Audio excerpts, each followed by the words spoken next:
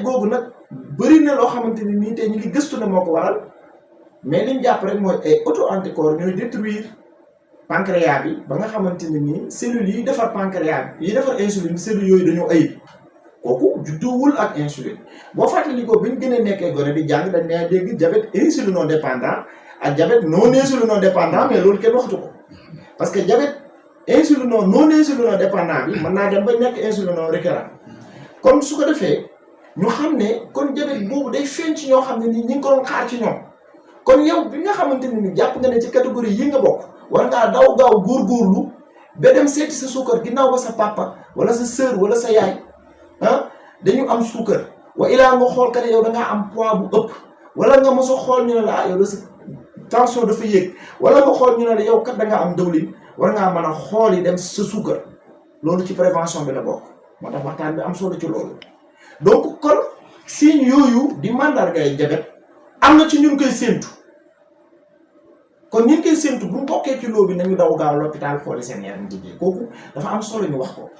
alors ginnaaw ba nag maintenant xam nañ ne diabète kat nii lay feeñee waa naka lañ koy seetee ak aussi boo demee l'hôpital lan la war a wax nga jàpp na da nga am diabète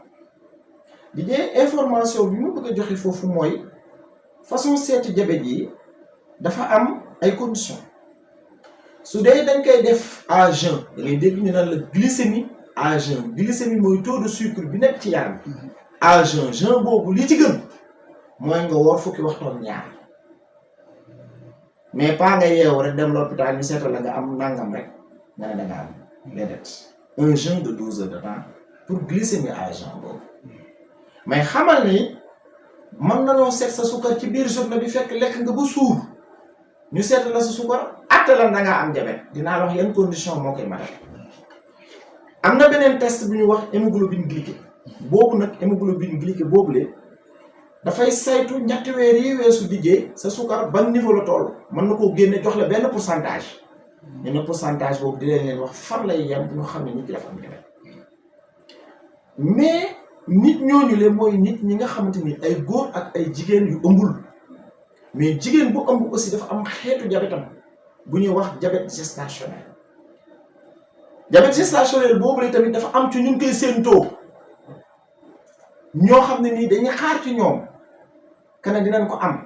mooy boo xamante ni diabète boo xamante ne ni boo ëmbee lay feeñ boo amee doom mu dem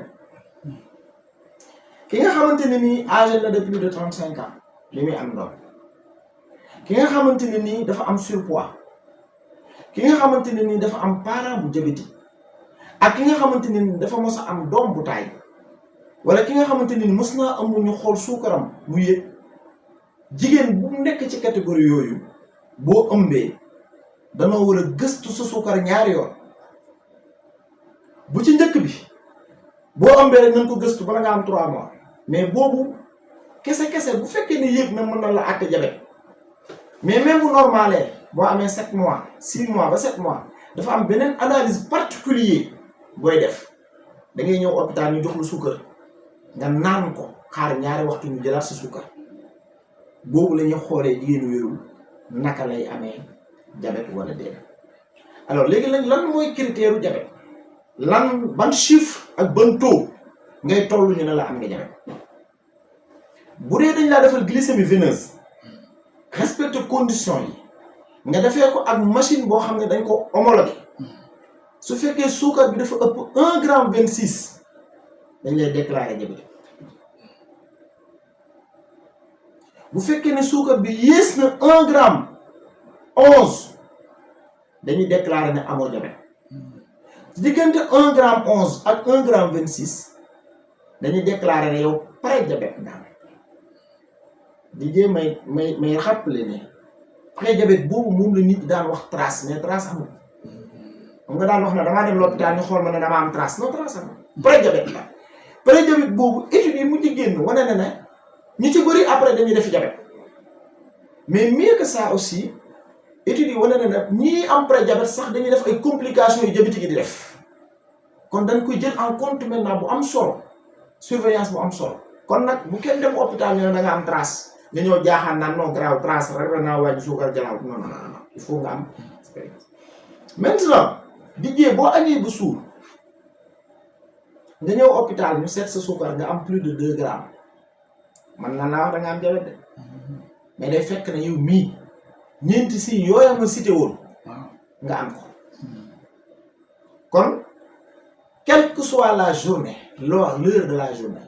buñ seetee sa suukar boobu àgg 2 grammes fekk yow moment boobu yaa ngi saw lu bari di naan lu bari di jeex diabétique nga woor ak nga ñàkk a woor 2 grammes ak si donc si plus la du et ou de non signe de diabète plus une glycémie supérieure à 2 grammes n'importe quel oreille da nga am diabète wa ilaa hémoglobine glycée boobu moo waxoon supérieur à 6,5 yooyu dañ koy wax de manière anecdotique parce que lu ci bari diagnostic boobu américains yi ñoo ëpp lañ koy imposer ñoom soo amee hémoglobine glycée supérieur à 6,5 dañ naan da nga am diabète donc ci femme enceinte yi nag glycémie bi 0,92 la du 1 gramme 26 hémoglobine bu ñu demee ba ci hyperglycémie provoquée par voie orale bi aussi am na ay chiffres boobu information la rek ndax loolu techniciens yi ñoo ko gën a soxla ko ci peuple bi mais peuple bi li mu soxlaa xam mooy boo dee jigéen du wér nga avant ngay ëmb nga am 35 ans am surpoids sa yaay am diabète ñu mos a wax da nga am doom bu taay wala ñu mos laa wax ne la kat yow mii kat bi nga ëmbee bi ñu xoolee sa suukar dafa yéeg catégorie boobu dawal gaaw l'hôpital ñu gëstul la sa suukar su ko defee kon dijjee critères yooyu mooy définir diabète 4 critères yi glycémie veineuse à jeun supérieure à 1 gramme 26 hyperglycémie provoquée par voie orale supérieure à 2 grammes glycémie casuelle à n'importe quelle heure supérieure à 2 grammes avec des signes de diabète ou bien alors une hémoglobine glycée supérieure à 6,5 chez la femme enceinte. Il y a des critères particuliers, une glycémie supérieure à 0,92, une hyperglycémie provoquée avec des chiffres selon les dates. Donc, loolu dafa am solo ñu leeral ko critères yaa ngi noonu mais lépp solo ci information yi ñun li ñu yitteel mooy nañ xam kon ne diabète am na ñoo xam ne dijee nu ñuy mel war nañoo seet seen sukkar fu nu bokk war nañoo seet seen sukkar ak in am war nañoo seet seen sukkar yenn feebar yi tension cholestérol surpoids mu ñu wax obésité war nañ daw seet suñ suukar parents diabétique war nañ dem seet seen suukar ci anam yi nga xamante ne nii moom lañ ko am wa ilaa nga am signe clinique yi nga xam ne ni définir nañ ko te aussi nga dem l'hôpital ci condition yooyu rek lañ la mën a waxee ne amul suukar nga débarqué hôpital Daara Mbayeen 14h ñu jël sa suukar nga am 2 grammes ñu ne da ngaa am diabète nga ne mais man sawuma man sawuma guddi jeexuma awma benn problème bañal reprendre nag ñëwaatal ñu xoolal la glycémie veineuse à jeun ñu bëri dañ leen di diagnostiquer diabète loolu yow erreur bi ñu bëri aussi dañ leen di wax trace ñu toog quelque temps après ils se retrouvent avec une glycémie très élevée kon dijee daf nan épidémiologie diabète lan moo tax ñu war ko waxtaanee wax nan nan lañ koy définir wax nan signes yi wax nan nan lañ koy gëstu ma jox la classification bi kese ñu tënk ko foofu ba yeneen émission ñu mën a yaatal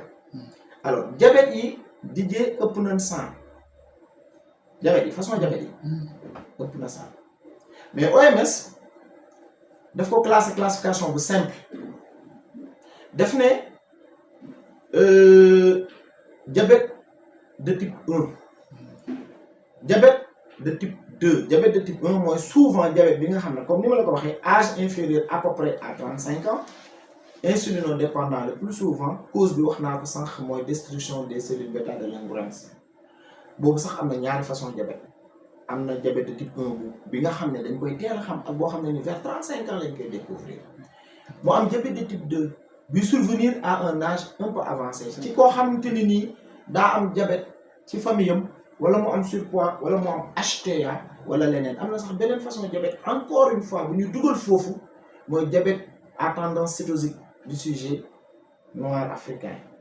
donc beneen type de diabète la mais mu wax loolu ensuite mu wax diabète gestationnel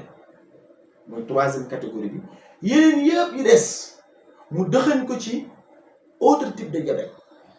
diabète yooyu nag bokk na ci ñi nga xam ne nii seen pancréas dafa am jafe-jafe bokk na ci ñoo xam ne nii dañoo am ay maladies génétiques yuy ànd ak diabète bokk na ci ñoo xamante ni nii dañu am feebaru pancréas cancer du pancréas par exemple pancréatite chronique bokk na ci ñoo xam ne nii dañu am goitre am diabète mooy diabète secondaire yi goitre am na ci ñoo xamante ni nii dañ doon naan ay comprimés ba yàgg par exemple corticoïdes yi diabète feeñ plusieurs types de diabète donc ñu dëxañ ko ci autre type de diabète donc kooku bu ñu ñëwee ba ci yeneen émission dinañ ko gën faram fàcce mais information bi ñu bëgg a joxe foofu ci autre type de diabète yi mooy ñu xam ne bëri na par exemple ñoo xam ne ni ñi ngi am feebaru pancréas rawatina suñu mbokk yi nga xam ne dañuy consommer alcool mun nañ am feebaru diabète bëri na ci ñoo xamante ni nii par exemple dañu am goitre ñu leen di toppee diabète fekk goitre moo leen dal bu fajee goitre bi diabète bi day dem bëri na ci ñoo xamante ni nii ñu ngi jël ay traitement ba yàgg suukar feeñ seen yaram da ngay dégg koo xamante ni man ma entré dañ koy wax de ban ma entré hôpital fi la suukar bi feeñ fekk na mën naa am ne traitement ba moo déclenché loolu parce que y a des médicaments diabétogènes ñu bàyyi ci xel bu baax a baax ci autre type de diabète yi su ko defee kon dijjee loolu laa leen bëggoon baaxee tey di leen sant bu baax di leen gërëm seen teewaay j'espère que l'essentiel a été retenu prochainement incha allah suñu fi dund gi bàyyee dañ waxtaan ak yéen ci nag complication diabète bi suñu fi dund bi bàyyee dinañ waxtaan ak yéen ci prise en charge bi suñu fi dund gi bàyyee dañ waxtaan ak yéen ci naka la ñuy dund ak suñu diabète tranquillement moom mooy ETP ak conseil de régime kon jërëjëf jigéen